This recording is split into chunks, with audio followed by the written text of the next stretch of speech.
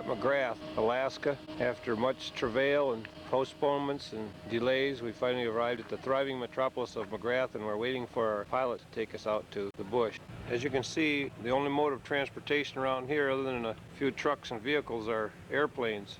There are no roads into here, so everything has to come by airplane. Well, we're getting ready to take off. Finally, we've been here for almost 2 days waiting to get a plane because the weather was bad. We'll be taking off. It's almost 7:30 at night, so we won't have much time to get up to the airstrip.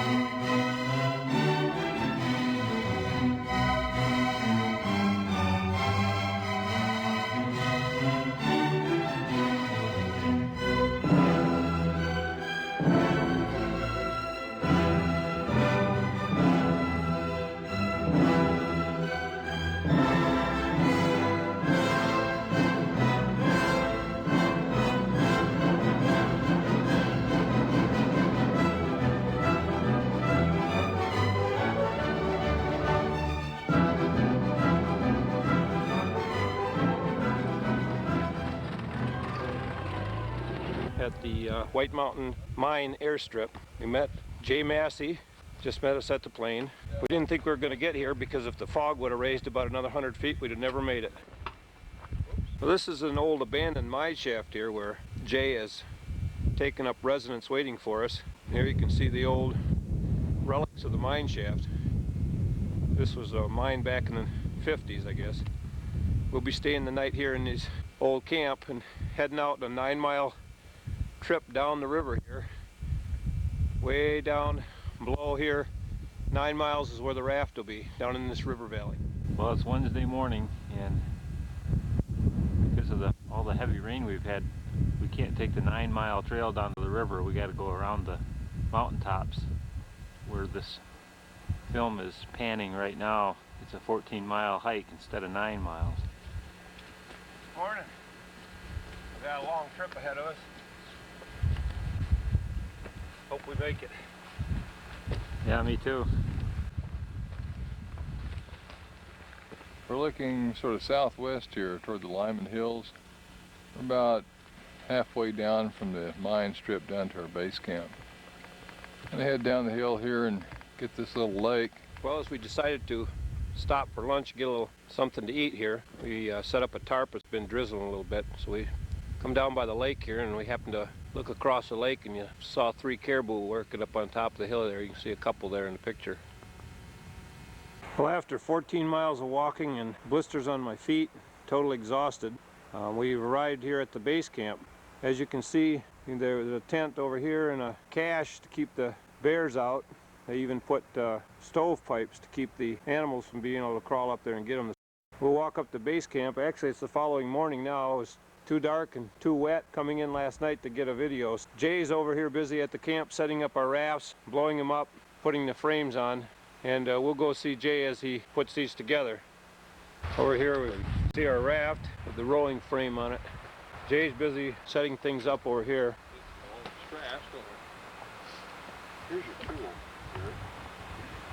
As you can see, we inflate the raft, and this rowing frame is set on the raft itself and then strapped down. We walked in the rain last night. Everything was soaking wet, and I think Gary and I had the most sore shoulder muscles and hip muscles we've ever had in our life from carrying that pack for 14 miles. Yeah, they're still not too good. We'll go over in here and walk in the tent and see if there's enough light in there to get a video.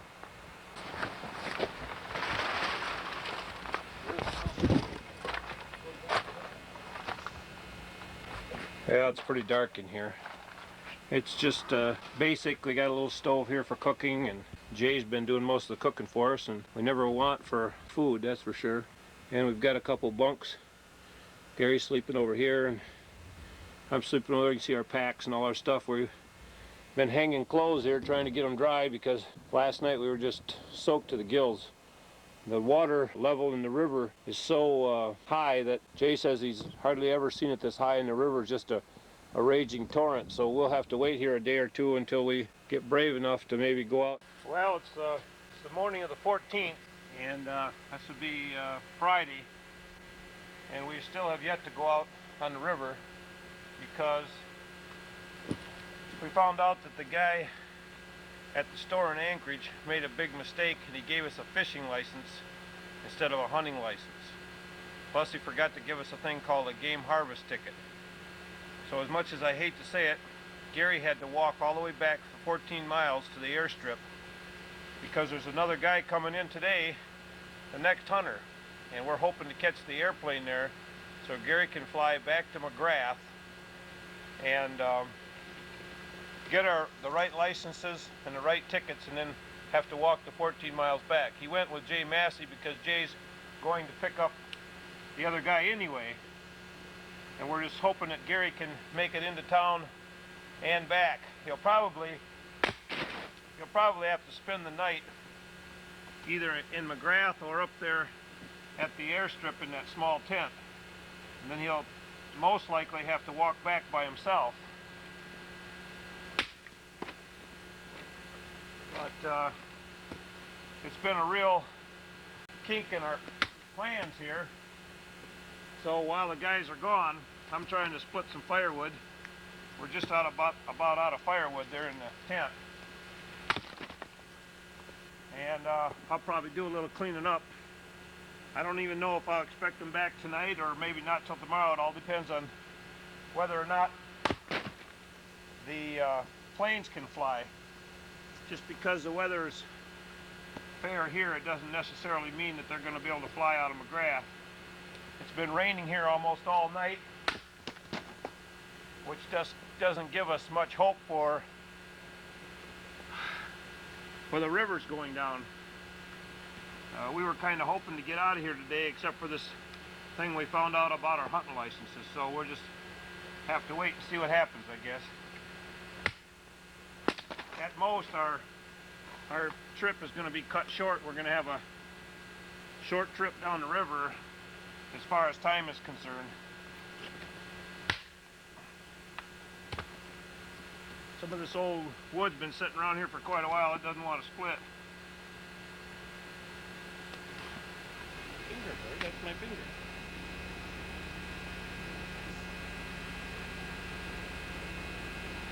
You like that apple, don't you? Typical Canadian Jay. There's the Cub airplane that I hope that's going to get Gary. It just took off from the small landing strip here 4 miles from the camp, and we're kind of hoping that they got the message. He's dropping off another hunter, and hopefully he's going to take Gary back into town to get his license. I hope that's going to work out. Hold up that trophy.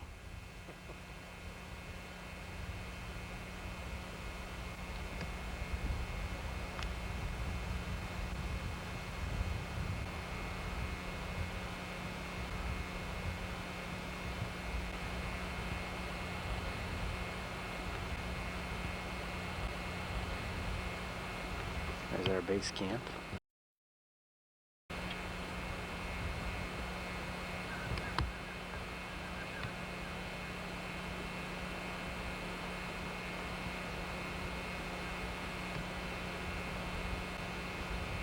Beautiful country, isn't it, Al? Oh, okay, here come the fellas back into camp here. They went up on this hill to hunt spruce grouse, and wow, looks like Mike's got one. Good shooting, Mike. Luck. You shot him in the head, I guess, didn't you? No, not exactly, not this one. We've been here in Alaska for a week now, and we haven't started hunting yet. We've had a few complications, but we'll make it. We're going to head out tomorrow morning. I told him a little bit about how when we got out here we found out we only had a fishing license, not a hunting license. Gary, luckily, last night, just as he reached the other mine airstrip, there was a plane that came in with 2 other guys hunting, so Gary caught a ride back to town with that guy, and then he came out this morning. It's a good thing I did, because the guy that was that we were supposed to catch to drop off another hunter. Dropped him off, but he didn't know where we were and didn't know we were there, and so he left without picking him up because he didn't see the note that we left him. So if I hadn't caught a ride with the other guy, we'd still be walking and we never would have got our licenses fixed. So Gary got our license and our tags and everything, so tomorrow morning we'll be heading out in the rafts. It's been a beautiful day and warm, and I guess it might rain tomorrow, but we've got to get going anyway because we've only got 10 or 11 days left before we have to be back. So we'll start shooting tomorrow, for sure. Well, it's the morning of the 16th, which is Sunday. We've now been gone from home a week, and we're just getting up this morning and packing all our equipment and getting ready to head out in the rafts. Gary's putting the finishing touches here and getting some shotgun shells to put in our shotgun. You can see our equipment. We don't have a whole lot, but it turns out to be a pretty good sized mess here. We got sleeping bags all wrapped in plastic in case there's a time like maybe if the rafts turn over or something, our sleeping bags will all stay dry. In just a few minutes after we have bacon and eggs for breakfast, Gary and I will go down and start strapping this equipment onto the rafts. Well, loading up the rafts, get ready to go. Get a gas? Get a gas. Little bitty rope, about a foot long. About a foot long rope. Foot long.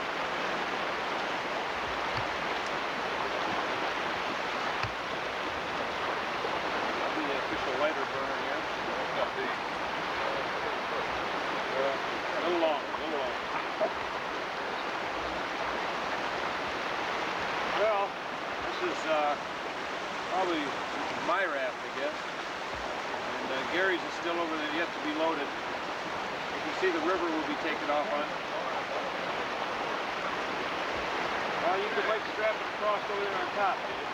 Because you understand it, you're pushing the bottom.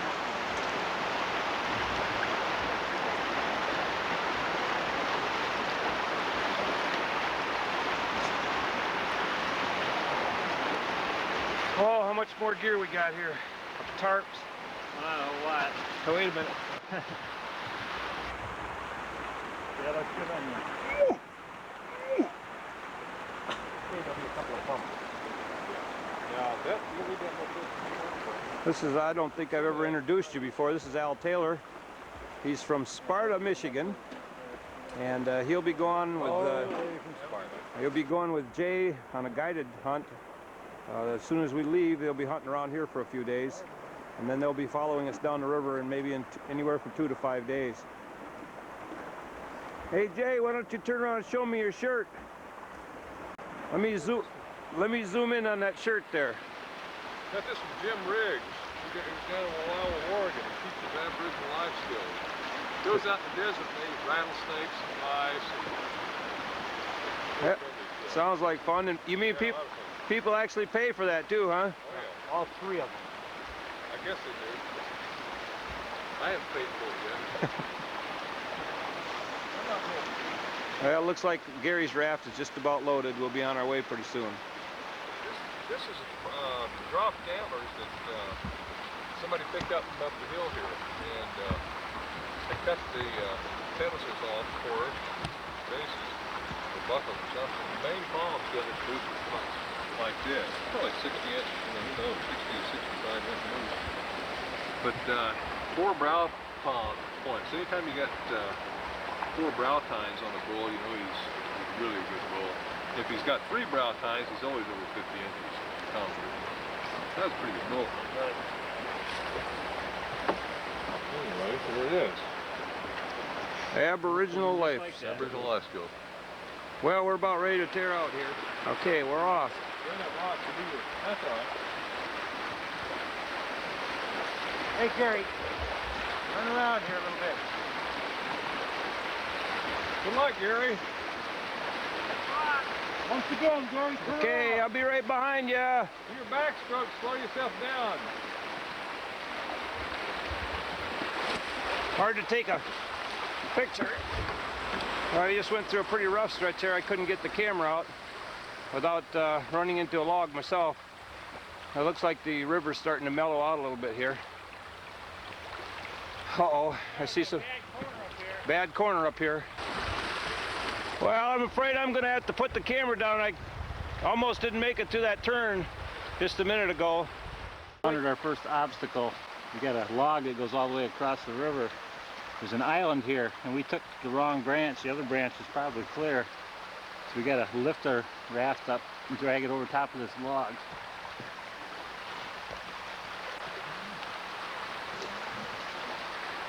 And they're not exactly light. You can see the log there.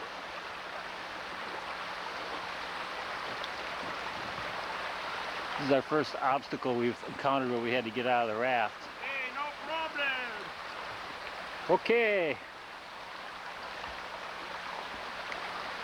Well, we'll shoot back down.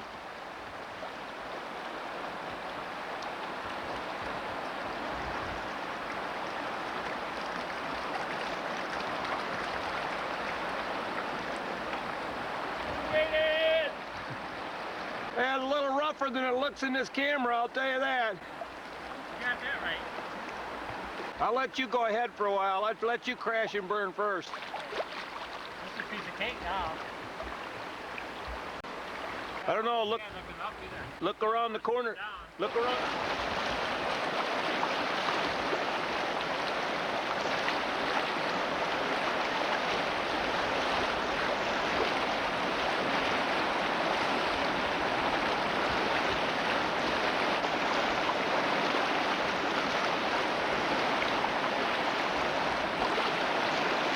Yeah, how come you didn't take the rough part?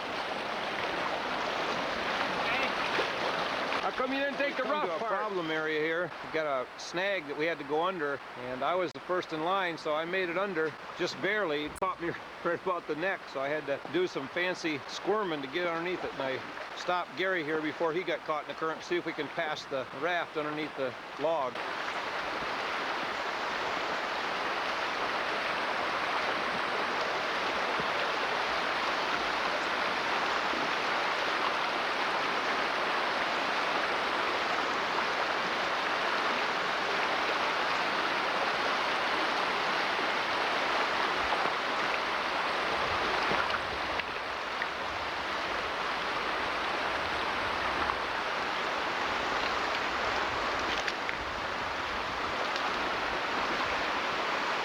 Uh-oh, the cooler caught on the tree. I'm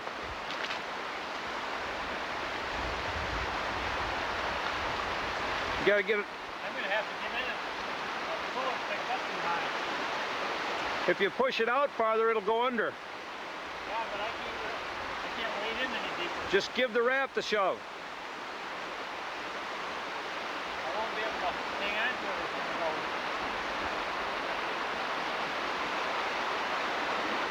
Feel better if I was in the raft.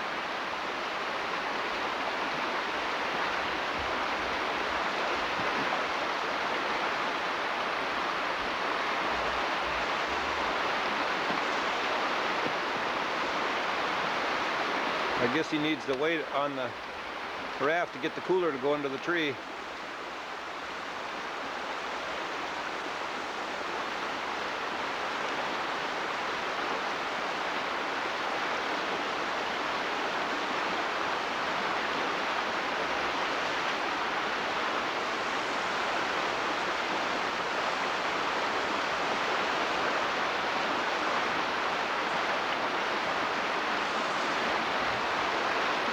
Hey, now you got the other stuff. You gotta get out in the river farther where it's higher.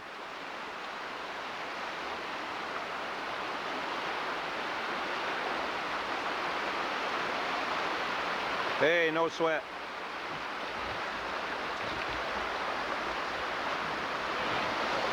Well, we got another problem here.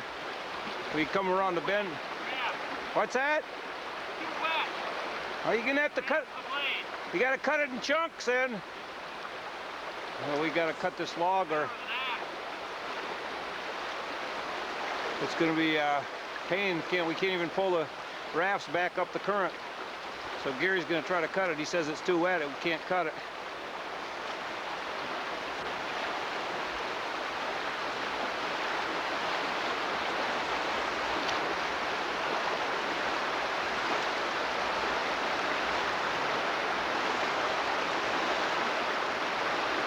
Well, our little attempt to cut in the tree didn't work. We've been here for probably a good hour trying to pull the rafts back up against the current. I had to trim all the brush along that bank there so I could pull it out. Gary pulled his along this bank, and now we're going to go down this little stream right here.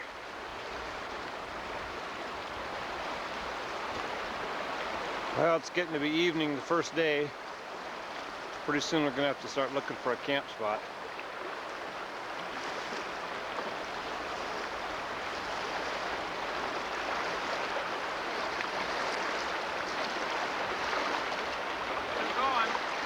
Go on, you take the lead, I'll follow behind. Well, we just pulled up alongside the river to set up our first overnight camp on the river. We're on a little kind of a gravel bar here alongside the river. We haven't seen any game yet, but this stretch of the river is not too good for moose. There's not enough feed, it's pretty high and rocky. Tomorrow we should get into the good moose area. Whatever you do, don't forget the Gorble.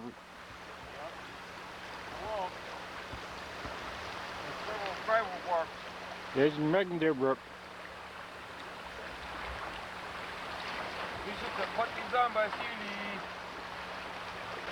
Be careful of the Ursmunene. Yeah.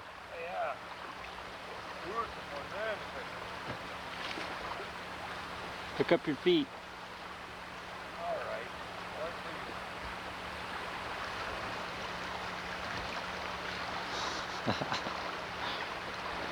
Okay, you're good.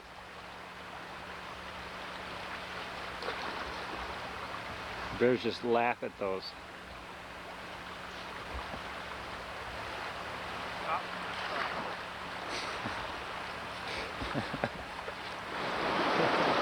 Now here comes Mike approaching a small little rapids or waterfall.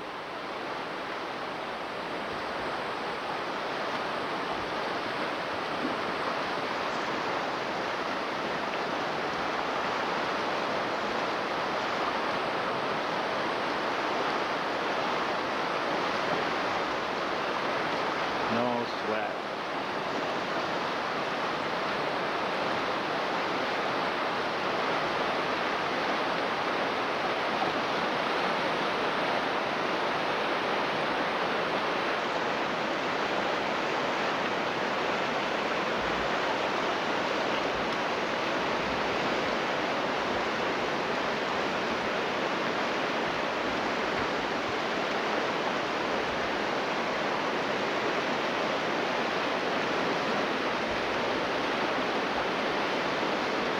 And away we go again.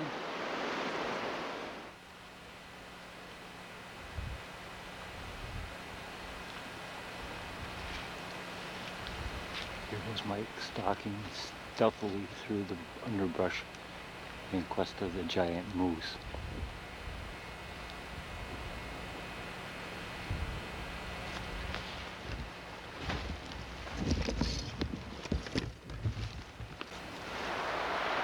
Well, it's now the evening of the second day, and we've come to a junction of the river that we've been rafting and another river almost the same size. We camped here earlier this morning. We figured this was far enough to come today, and we were going to hunt around here. We parked the rafts and we made camp thinking we were going to be here a couple days and try to hunt for some caribou up on these hills here. Well, we went up there today and we got caught in the pouring down rain. Gary headed back. I went up there and hunted for a while and didn't get anything but wet. We parked the rafts here, made camp. Gary's up cooking the rest of supper now and made a lean-to to dry out our clothes. We'll head up the path there. We had to cut some brush here to get a path. We'll walk up and see if Gary's cooking supper. And we've got our tent set up here, and we didn't want to get too close to the river there because afraid if it rained too much, we might get wet. Gary's made a lean-to here out of this plastic and got a fire going and helping dry some wet clothes, and also cook some potatoes and spam. Oh, we stopped for a break. It's 2:30 in the afternoon. Just up the river a piece there, we saw a moose crossing the stream. And then we come down about, I'd say another quarter of a mile, maybe half a mile. We put in, we went up the hill, and Gary and I both saw a nice, well, I shouldn't say nice moose, a fairly nice moose, better than the one that was in the river. He got within about, between 15 and 20 yards of me, broadside, and I drew back on him. And I was awful tempted to shoot him because he was probably about 45, 46 inches maybe. And I grunted him in, and then Gary grunted. He heard Gary, so he went over there, and I guess he got within 20, 25 yards of Gary. Gary could have had an easy shot too. We let him go. Well, we'll see if that was a wise decision or not. But on goes the saga. You can finish eating now. I didn't think he was much of a fighter, but he's hanging on pretty good. It's a grayling? Yeah, that's what I figured. It's mostly what's in here. Whoa, he's pretty though. There's some good eating tonight. Now I gotta swing him up on the bank. Ready? 1, 2, 3.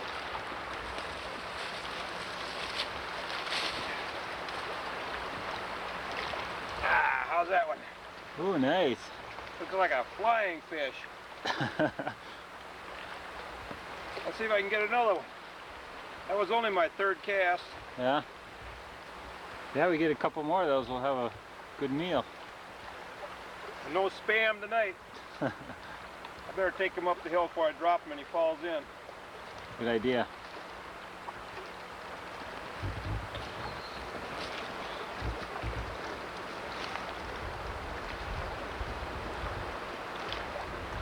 Don't shoot him.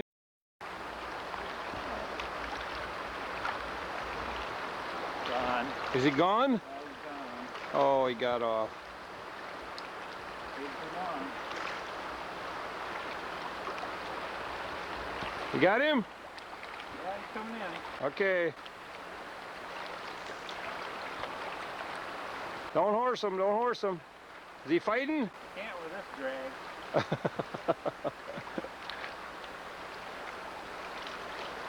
Oh, he's coming.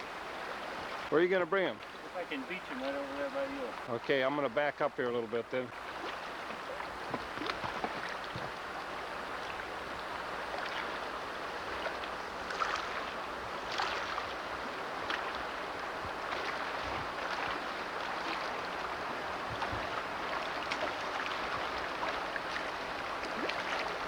Is it another grayling?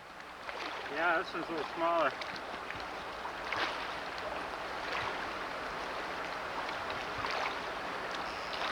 Oh, he's hooked good. Well, hang on, let me zoom in on that turkey. Ah, yes.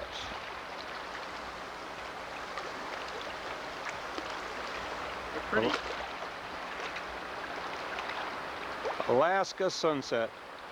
You can see it over the hill here, over the mountains. Last flickering light here shining on the mountains. Should we try Better hang on so you don't go back in the river. Should we try for another one? Yeah, maybe one more would be a pretty good meal. Okay. Down here in the lower portions of the river, you can see that it gets much wider and slower. Here this morning we had a new tactic where we're going to drift purposely in the slower portions of the river, and I'll drift about 100 to 200 yards ahead and grunt. You hit it just as the lure was coming up out of the water. Yeah, it's nothing.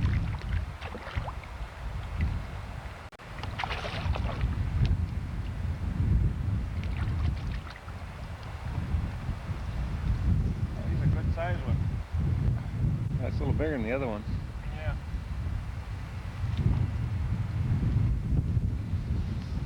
Got all the lure though.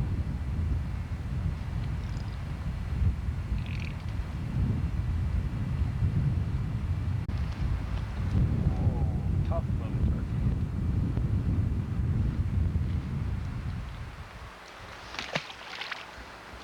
Oh no, he got away. Reel him in. Oh, it's a salmon. Oh yeah? No, it's not. No, I lied. Yeah. Whoa! You see that? What? That was a salmon. Came right up behind your fish. I thought I saw a big red there. Followed that grayling right in. As soon as it hit the water, this thing was on it. Yeah. I'm gonna try it out there again. He was probably sitting out there with his mouth open, waiting for it. It's like sucker fishing back home, huh? Well, sort of. Let's see if I had the same luck again. That baby no sooner hit the water and I went to pull up like this and there was already one on. Well, no, not quite as lucky this time. Maybe I can catch that salmon. There's a big old red thing though. Yeah. Yeah, I can see them. They're swimming around down there. Huh? You can see them down there. You see salmon down there? Yeah. Not very well, but you can see fish swimming by. Big ones. Need to have the sun out real good. Yeah. Not doing a whole lot of fighting. Well, now he's changing his mind now. He doesn't want to come out. Whoa.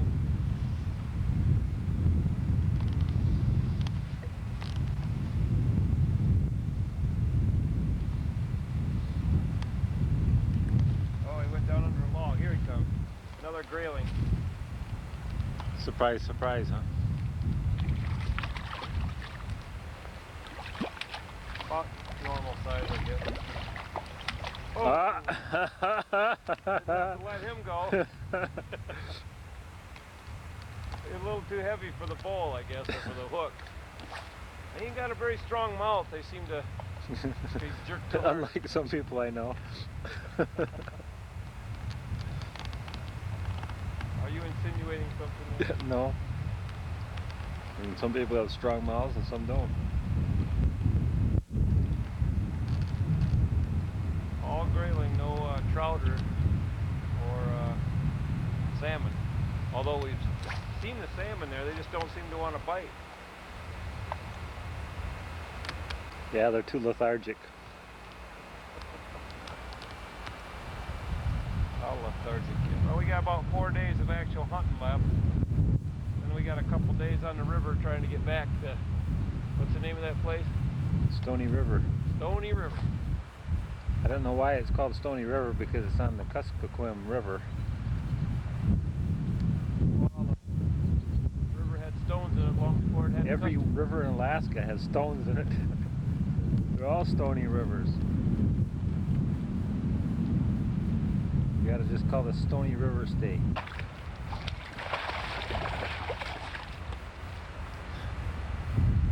Around the end. Sockeye salmon.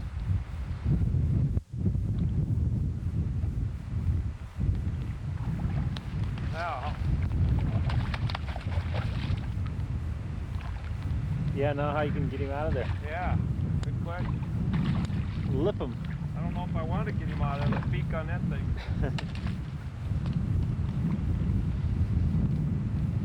Don't look like he's too far gone. It's too far for me to eat. Don't lose your lure.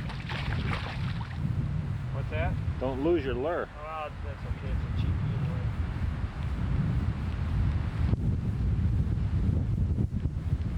How's that? Yeah, nice. Pretty red and everything.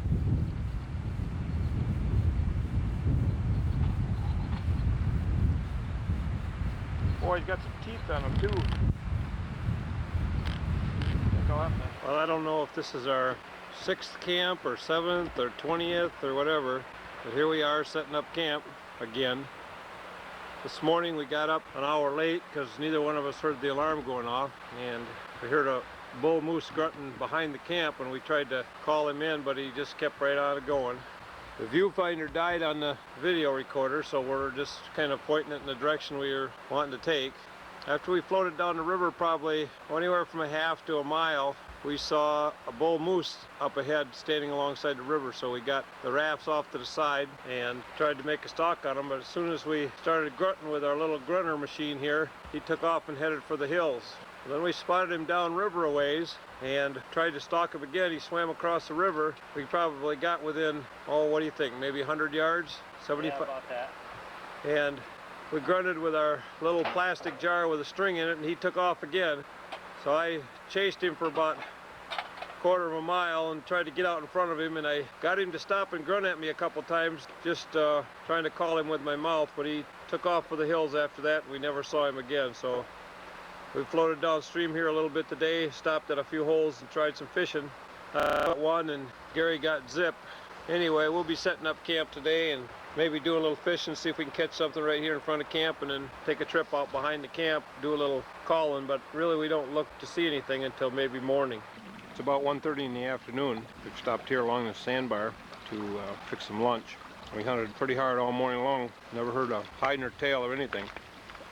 We did see a caribou crossing the river, tried to get a picture of him with a camera. For some strange reason, this camera will not work when it's cold in the morning. The film won't turn and the camera just shuts off. I think they just might have seen just a little glimpse and then the camera quit. As soon as it warms up a little bit, it works fine. I don't know if it's a combination of the cold and moisture or what. And then you see Gary's cooking. I think we'll probably also have pancakes. Or some facsimile thereof.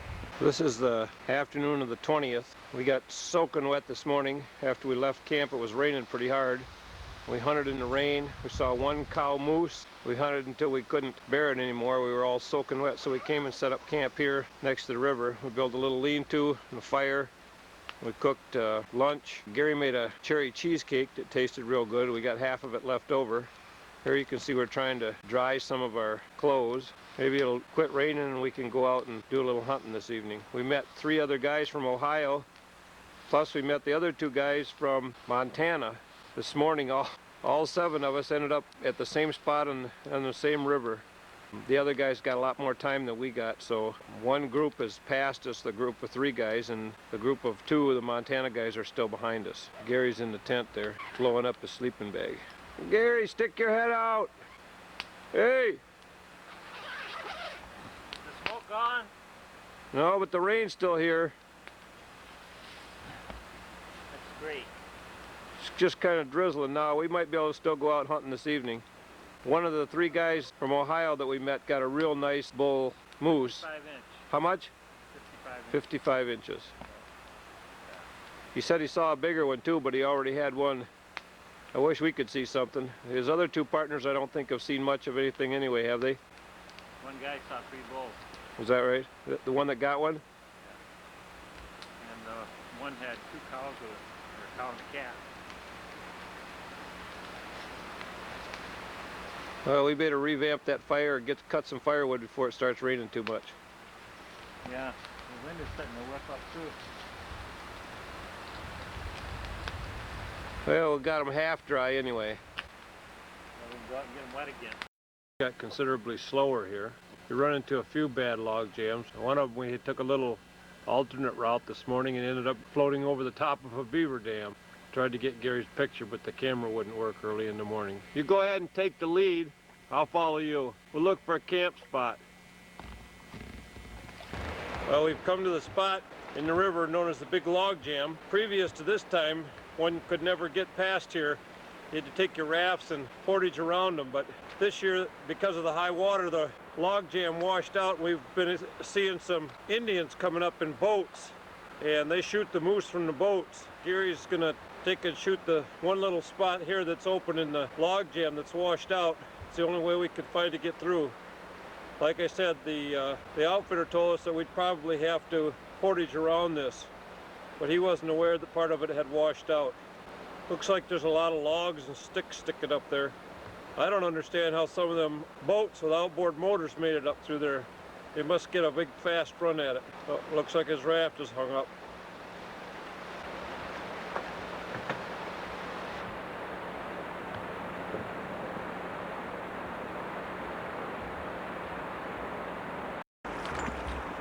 I'm going to try to get up a little head of steam here to see if I can make it over those logs. Well, I gotta go in sideways. The current's trying to take me downstream.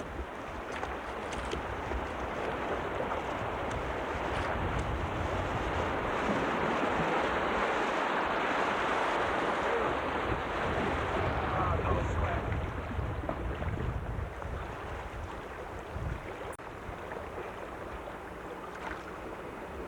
How do we do, Gary? Oh, wet. Your raft must float a little higher in the water because I got hung up on that log. They cut that out. You can see all the logs are cut off with a chainsaw. That's Must be the Indians that are hunting there. Yeah. They wanted to get up there. They probably shot all the moose down here, so they needed to get up there to shoot all the ones we were supposed to shoot. We just made it through the log jam unscathed. And we stopped here for a break. And we set up camp pretty soon. We're about 3 days from Stony River, where we'll get our flight back from McGrath. September 23rd, 1990. We've set up camp on this junction between two branches of the river. Set up tent. We figure about 2.5 more days to get down to Stony River, where we can call for an airplane to come pick us up. Here we've set our equipment out, sorting out what we're probably going to need the rest of the trip, what we're not, drying out some clothes. See over there in the bushes I got my blue jeans and my rain gear that I've washed, having it dry out. We've figured that the moose hunting is probably about done now. We've passed the good area, and now it's just a matter of getting back to the town where we can get picked up. We probably should be in there probably about 1 day early. That'll allow for any problems with aircraft flying in the fog or whatever. Then I think we have a 2-day grace period there to get into Anchorage. You can see in the frying pan, fellas, last night. We got our moose meat. Yeah. 3 of the fellas that were on the river together, one shot a nice big moose. As far as we know, of the 7 guys that have been down the river, he's the only one that's got one. And he gave us a couple great big chunks of meat, so we ate moose steaks last night, and we'll eat them today. We've got quite a bit left over too, so we probably should polish that off because we won't be able to bring it home. Well, the weather can change here in a hurry. It was really sunny, and we put our clothes out to dry, and now all of a sudden the wind's coming up and the clouds turning black. We're gonna have to figure out a way to stake down our rafts because there's nothing here to tie them to. The tent we had to start staking down and start putting things inside the tent. Looks like we're going to get wet again. Well, it's getting evening, and Gary and I were playing cribbage, and we heard some paddling coming, and Jay and Al Taylor pulled up in the rafts. Al was the last one to leave a couple days after we did, and he did real good. Jay and him had stopped to build a campfire, and we're breaking wood, and just the sound of the wood breaking got the bull's attention. Jay called him in. We'll go over and take a look at the rack here in the raft. Nice one.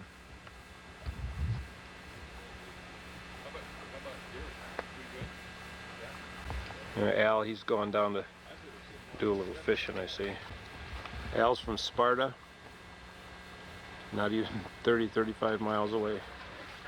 We met him way up here in the middle of nowhere. Nice moose, nice moose. That's upside down. It's hard to see how big it really is. 10, 11, 12, 13, 14, 15 on that side. 1, 2, 3, 4, 5, 6, 7, 8, 9, 10, 11. You know, I'm trying to figure out, 11 points. for a guy who don't believe in the record book, how do you know how to score it then? Huh? I do.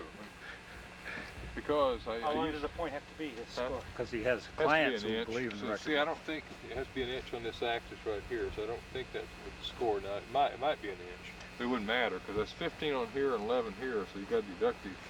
What about the one underneath? There's one under here that's over an inch. Oh, this one? Yeah. Oh, okay. Oh, okay.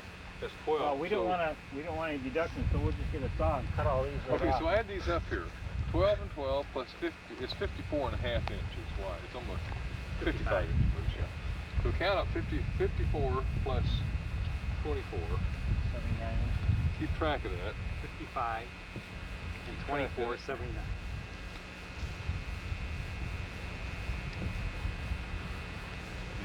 Plus 12.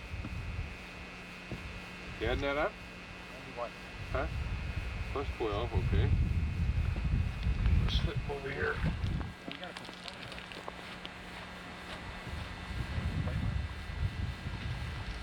Supper time. Moose stew. Gary and Al are over here cooking the fire.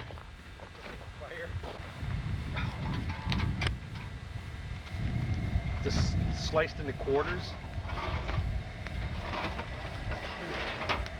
Take that lid off there, I'll put some onion. Let's see the stew there, Jay. Yeah, throw some.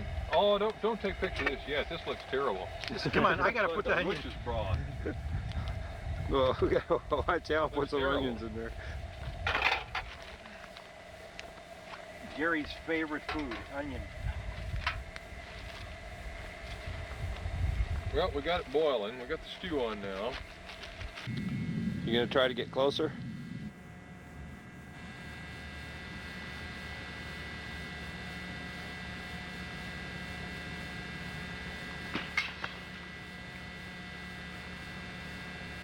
Missed. I gotta get my arrow out in the river. You better hurry up, it's gonna be gone. That's a terrible shot.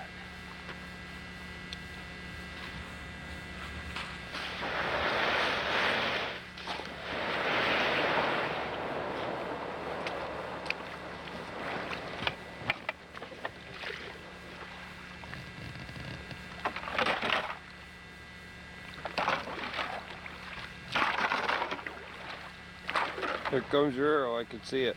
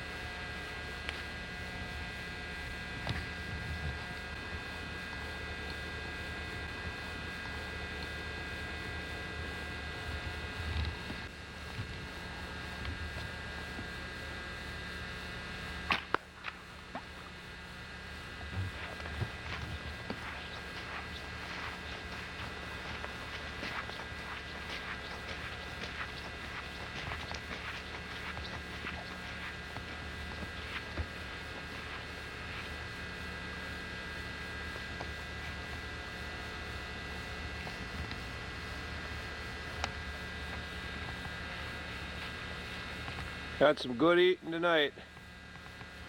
What are you trying to do, get your arrow?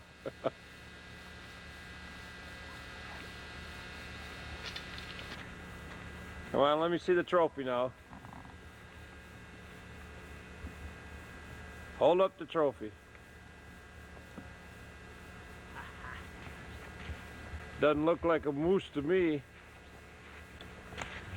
I never miss them twice.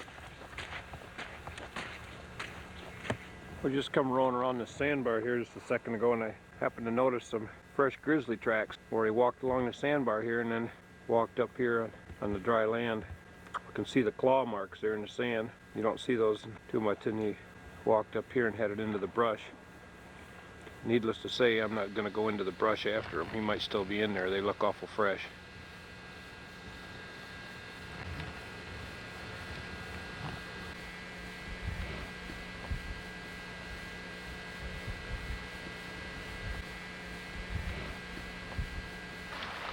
Well, about 5 minutes passed since the last little picture I took of the mountains, and as you can see, the weather is highly subject to change here. And the banks of the sandbars and gravel bars are all full of snow, and Gary over there just put the tarp on top of our packs and stuff. Well, how you like the winter? This is just great.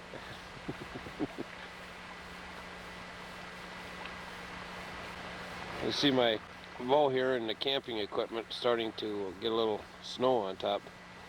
We'll see what happens, and if it keeps up for a while, it'll be covered with it very shortly. Well, our hunt on the Moose John River was quite an experience, but not exactly totally successful. We both passed up the only chance we had to shoot at a moose in hopes of getting a bigger one. This here you're looking at is the home of Jay Massey, the outfitter that took us down the river. Jay has cordially invited us to stay here. We've been here 2 full days now, and we'll be here tonight also and waiting for the flight out. We'll be leaving tomorrow. Jay and his wife Martha have been very nice hosts, and they've made us feel just like this is our own home. We're at the visitor center at Portage Glacier. Jay's wife Martha works here. That's the glacier there.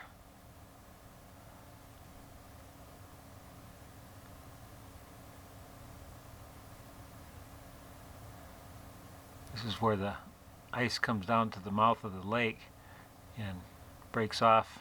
Icebergs break off and float out across the lake. This is one of them that you see here. That blue ice, it just glows blue. The ice is so dense that it gets that blue color. It's dense from the immense weight that has compressed it. You can see the mountains off in the distance sticking up above the clouds.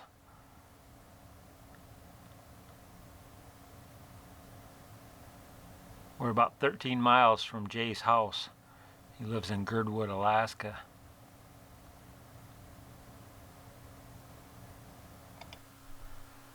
There's some really pretty scenery around Anchorage. You can see all the mountains in the distance. This is the end of our journey. We're heading home tomorrow.